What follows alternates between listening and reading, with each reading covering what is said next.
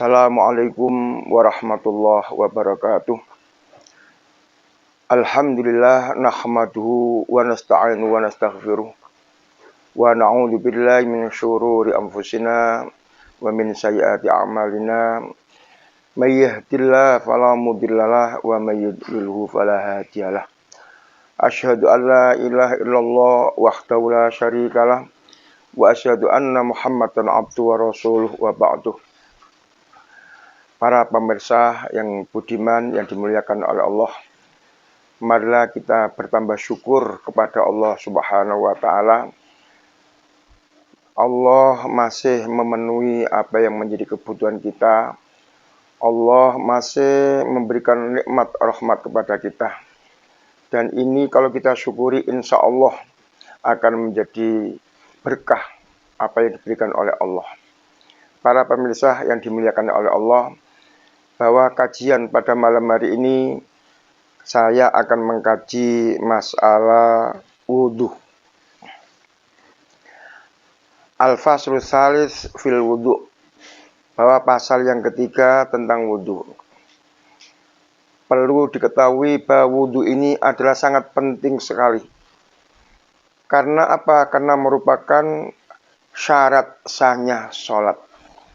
Apabila wudhu seseorang itu tidak bagus atau tidak benar, maka sangat berpengaruh sekali dalam amalan kita sholat. Kalau wudhunya nggak jadi, nggak sah, maka sholatnya pun tidak sah. Lah, oleh karena itu perlu kita membahas secara detail bagaimana wudhu seperti yang diajarkan oleh Rasulullah Muhammad Sallallahu Alaihi Wasallam. Para pemirsa yang dimuliakan oleh Allah, wa fihi arba'atu mawadun. Dalam bab wudhu ini ada 4 pembahasan.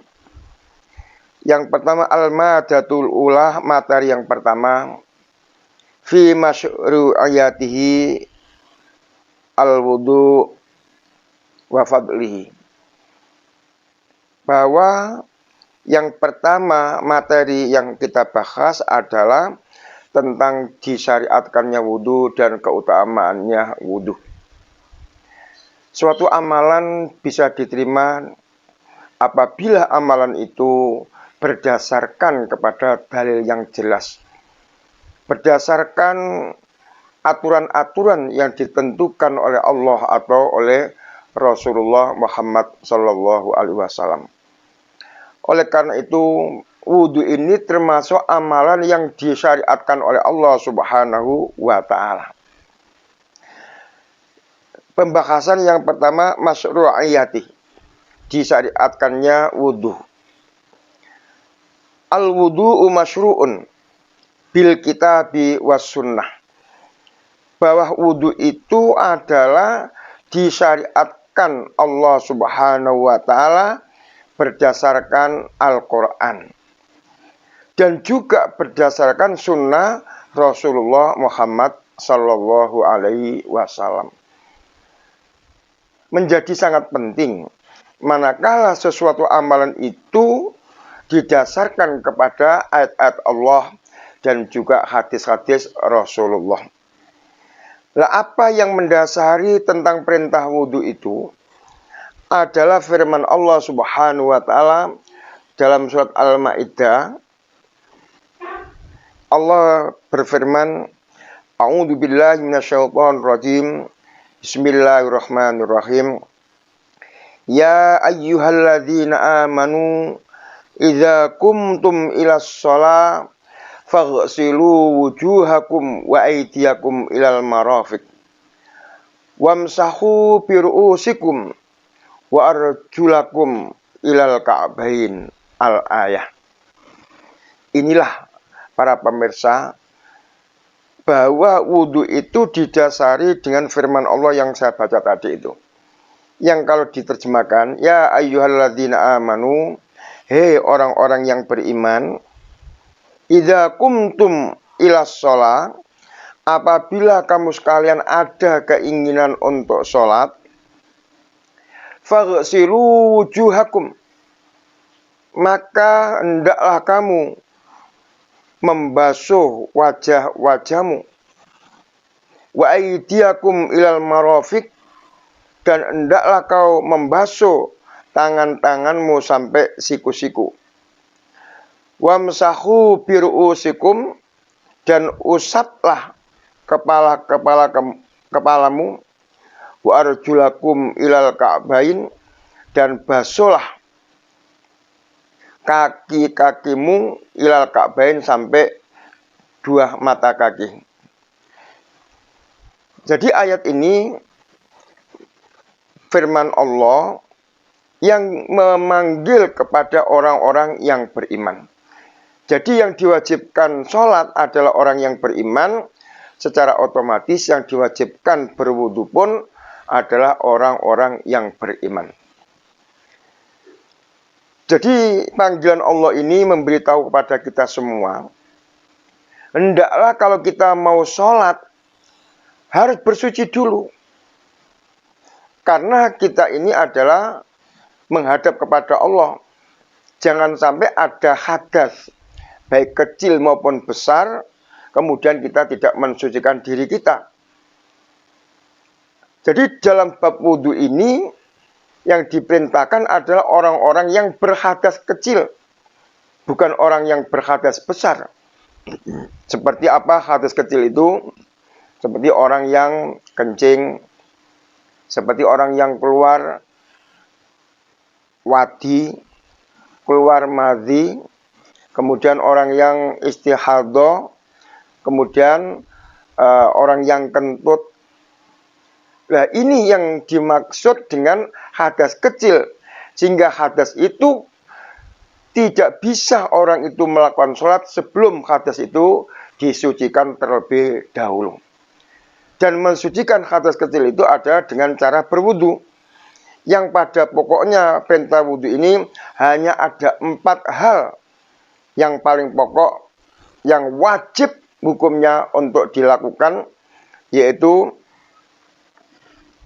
faghsilu wujuhakum, membasuh muka, wa aydiyakum ilal marafiq, membasuh kedua tangan sampai siku-siku, wamsahu biru'usikum, dan mengusap kepala, dan yang keempat adalah wa arjilukum ilal ka'bain, membasuh ke kaki-kaki kita sampai mata kaki.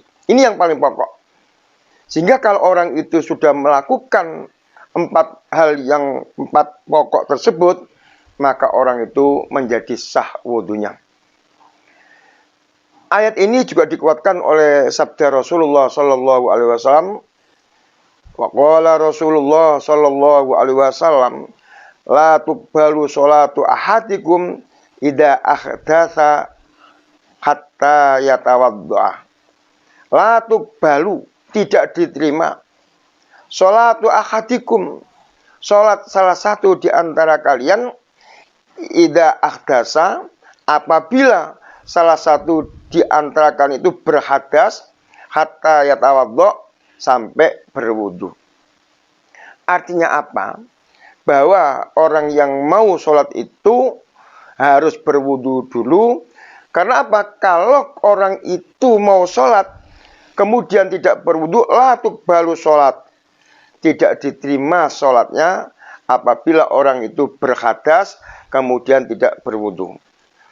Jadi inilah para pemirsa yang dimuliakan oleh Allah, bahwa wudu itu disyariatkan oleh Allah berdasarkan Al-Quran dan juga berdasarkan sabda Rasulullah Shallallahu Alaihi Wasallam, sehingga sangat kuat sekali bahwa ibadah wudu itu adalah memang merupakan suatu syarat sahnya sholat. Nomor 2, fadlul wudu. Di samping wudu itu bisa menghilangkan hadas kecil, wudu itu sendiri mempunyai fadilah, mempunyai keutamaan. Lah apa keutamaannya wudu?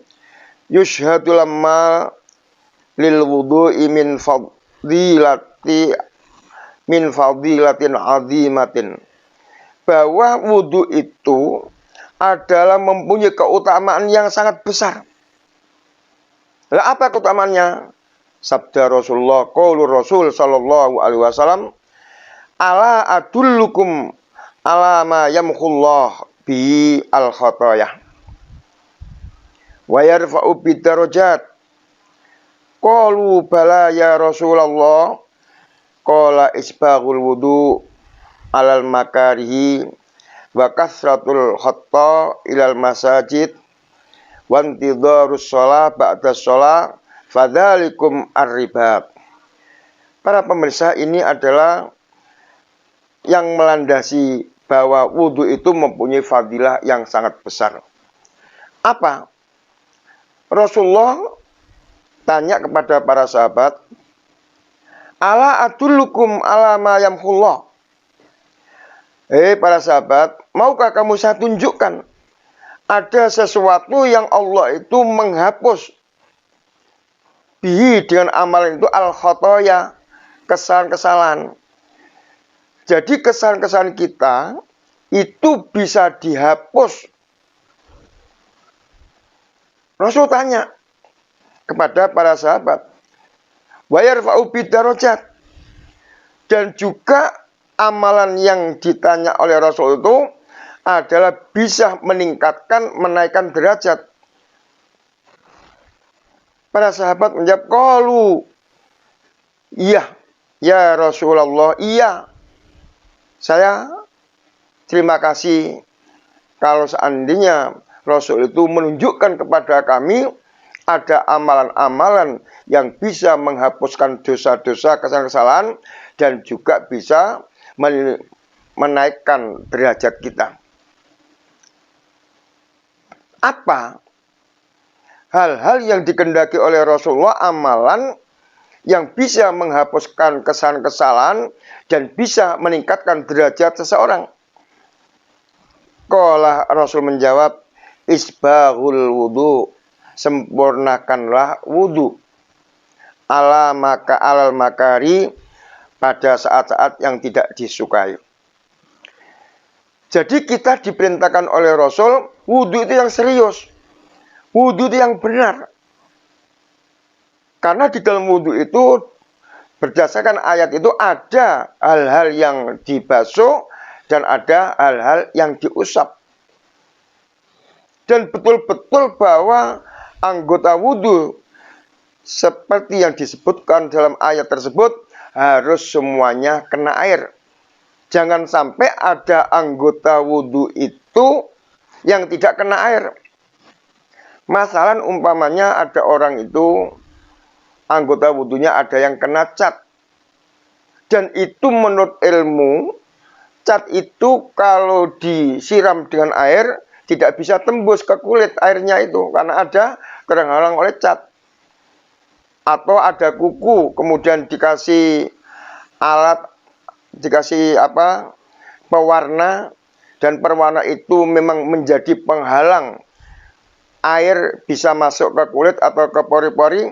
Nah itulah diingatkan oleh Rasulullah, isbaghul wudu, sempurnakanlah wudu.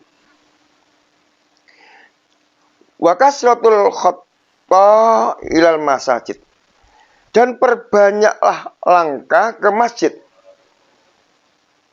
Wantidarus sholat, menunggu sholat, ba'da sholat, setelah sholat, fadzalikum ar-ribat, maka yang demikian itu adalah ar-ribat. Jadi hadis ini menerangkan kepada kita bahwa ada hal-hal yang mana kalau kita lakukan itu bisa menghapuskan atau Allah menghapuskan dosa-dosa kita dan Allah mengangkat derajat kita. Apa? Yang pertama adalah wudhu. Jadi wudhu yang kita lakukan itu bisa menghapus dosa-dosa yang kita lakukan. Allah menghapus dosa-dosa yang kita lakukan. Yamkhullah. Jadi yang pertama adalah wudhu. Yang kedua adalah memperbanyak langkah ke masjid. Jadi kita kalau ke masjid, itu orang yang lebih jauh, lebih jauh jaraknya antara masjid dengan rumah, sehingga menyebabkan langkah kita banyak, itu pun termasuk amalan yang mulia yang bisa dihapuskan oleh Allah kesalahan-kesalahannya. Jadi jangan sampai kita mengeluh karena kita jauh dengan masjid, kemudian kita jarang ke masjid karena alasan jauh. Justru kalau orang itu mengerti hadis ini, kalau orang itu tahu hadis ini dan paham apa yang terkandung dalam hadis ini, tentunya orang itu lebih suka sholat berjamaah di masjid, karena langkah-langkah kita ketika datang ke masjid itu adalah bisa menghapuskan kesalahan kita. Apalagi orang yang berjamaah itu pahalanya lebih banyak daripada orang yang sholat sendirian di rumah. Dan kata Rasulullah, sebaik-baik sholat itu adalah di rumah kecuali sholat wajib. Maksudnya ketika orang itu melakukan sholat sunnah itu lebih baik di rumah. Tapi kalau sholat wajib seperti sholat duhur, sholat asar, sholat maghrib, isya, subuh, itu ada lebih utama kita lakukan di masjid daripada kita lakukan di rumah. Inilah termasuk keutamaan fadilah daripada wudhu yang diberitahukan oleh Rasulullah kepada kita. Kemudian yang ketiga, intidharus sholat, menunggu sholat setelah sholat.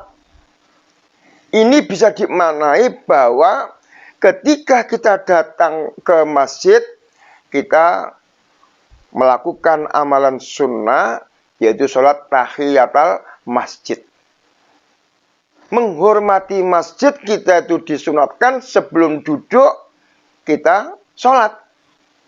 Nah, setelah kita sholat itu, kita menunggu imam. Kita menunggu imam sholat rawatib yang akan mengimami kita sholat-sholat wajib. Jadi 3 hal inilah bahwa Allah Subhanahu wa Ta'ala akan menghapuskan kesalahan-kesalahan kita kalau kita mau melakukannya. Wa qauluhu sallallahu alaihi wasallam, juga berdasarkan sabda Rasulullah sallallahu alaihi wasallam tentang fadilah wudu. Idza tawaddu'al abdu al muslimu awil mu'minu faghasala wajhahu kharajat min wajhi kullu khati'atin nadhara ilaiha bi ainihi ma'al ma au ma'a akhiri qatril ma wa idza ghasala yadayhi kharajat kullu khati'atin fatshataha yadahu ma'al ma au ma'a akhiri qatril ma hatta yakhruja naqiyan minadz dzunub. Termasuk fadilah daripada wudu, idza tawaddu'al abdu, apabila seorang hamba itu berwudu, tentunya hamba al-muslim wal mu'min, yaitu hamba yang beragama Islam dan dia itu adalah seorang mukmin. Hamba itu faghasala wajhahu, membasuh wajahnya. Jadi ketika kita wudu otomatis kita itu membasuh wajah. Nah, ketika hamba itu atau manusia iman dan Islam itu membasuh wajahnya, kharajat min wajihi, bahwa akan keluar dari wajahnya apa yang keluar? Kullu khati'atin, yaitu setiap kejelekan, kesalahan ilahiyah padanya, biainihi yang dilakukan oleh matanya, ma'al ma'i beserta air.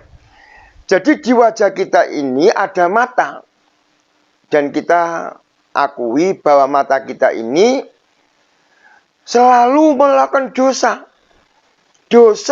atau maksiat mata, yaitu kita umpamanya melihat hal-hal yang dosa.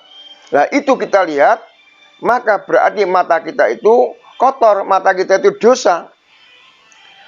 Karena mata kita itu dosa, maka ketika kita dalam melaksanakan wudhu, membasuh muka, maka dosa-dosa yang ada di mata kita akibat kita itu melihat dosa, dengan tetesan air dari wajah kita itu akan menghilangkan dosa-dosa atau kesalahan kita disebabkan oleh maksiat mata. Jadi jangan dikira bahwa air yang kita pakai untuk wudhu kemudian kita membasuh wajah kita, maka dosa-dosa mata kita itu bisa hilang karena kita wudhu. Au ma'a akhir qatrin, ketika air wudhu itu kita siramkan di muka kita, atau ada tetesan yang terakhir dari wudhu kita, maka itu adalah mempunyai faedah, bisa membasuh, bisa membersihkan dosa-dosa kita. Wa idza ghasala yadayhi, apabila hamba itu membasuh tangannya, kharajat kullu khati'atin batsyata yadahu ma'al ma. Ketika kita membasuh tangan, maka dosa-dosa yang diakibatkan oleh tangan kita dengan wudhu itu, maka air yang kita basuhkan di tangan kita secara otomatis bahwa air-air itu menyirami atau membersihkan kesalahan-kesalahan kita atau dosa-dosa kita. Au ma'akhiri qatril ma', atau tetesan air yang terakhir akibat kita membasuh kedua tangan kita itu juga mempunyai fadilah, yaitu bisa membersihkan khoti'ah, kesalahan-kesalahan kita atau dosa-dosa kita.